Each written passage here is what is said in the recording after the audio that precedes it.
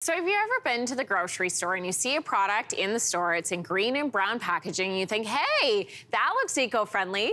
Well, you might have just fallen victim to something called greenwashing. With more on what it is and how to avoid it, eco-expert Krishma Porval is with us in studio. Thanks so much for being here. Thank you for having me. So I first learned about this from you. You talked about greenwashing. What is this and why do brands do it?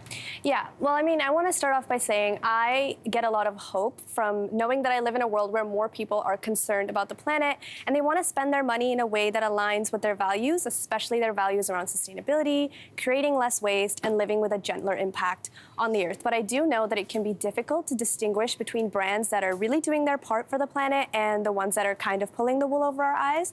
And that's what greenwashing is, essentially. It's when brands are making claims that are misleading or just false to make it seem like they're eco-friendly and sustainable, when really they're not. And I would say that this is a really important part of the climate conversation because fixing corporations is a huge part in our journey towards saving the planet. And it's our job as customers and consumers to demand that they take responsibility. Yeah, hold them accountable. It's our dollars. We want to make sure that if we're trying to spend them smartly when it comes to planet Earth, that we have all the information available. So you say it's bad news. This is bad news for people looking to shop sustainably. Why?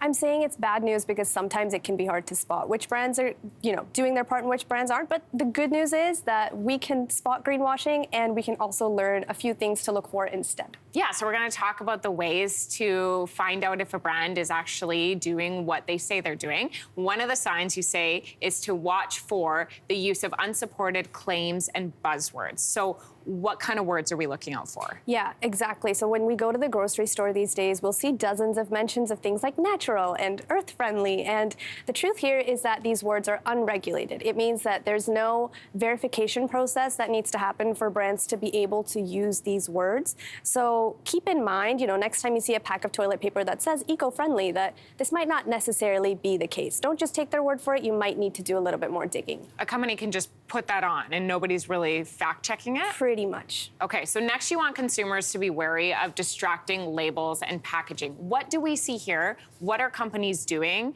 to make us feel like it's all good for the environment? Yeah, brands and marketers are deep experts of human psychology. So they know that if they're using greens and browns, if they're using photos of animals and plants, if they're using textured materials, they know that they're eliciting this image of an earth-friendly brand. So again, just something to keep in mind if you see it on the shelves at a store. Just make a little mental note that it doesn't necessarily mean that this is a sustainable product, and I need to do a little bit more research. It's funny that you mentioned texture because you're right. If something looks and kind of feels rougher, you think, oh, it's got to be less processed. Exactly. And that's not necessarily true. Yeah. So what should we look for? How do we know if something is actually made sustainably? Yeah, this is a great question. I think one of the easiest ways is to look for third-party verification. So this is when you look for any sort of certification. So an external organization will come in, perform some sort of a test or an inspection or an audit to really verify whether a brand has social and sustainable initiatives. And a good example of this can be the B Corp certification. So this is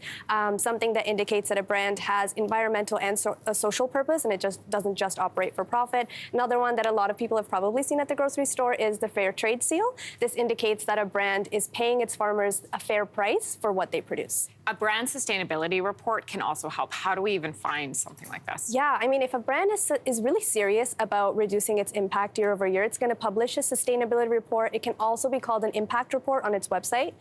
This is a document that's going to contain things like disclosures around, okay, what do our carbon emissions look like? And how much plastic waste are we generating?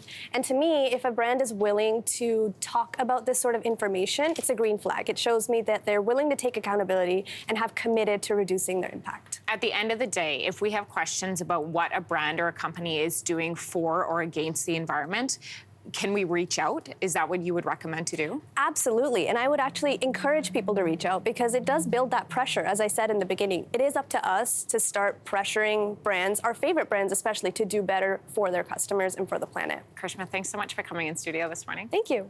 Coming up after the break. Hey, thanks for watching. If you liked this, be sure to subscribe here, or you can check out more Your Morning videos right here.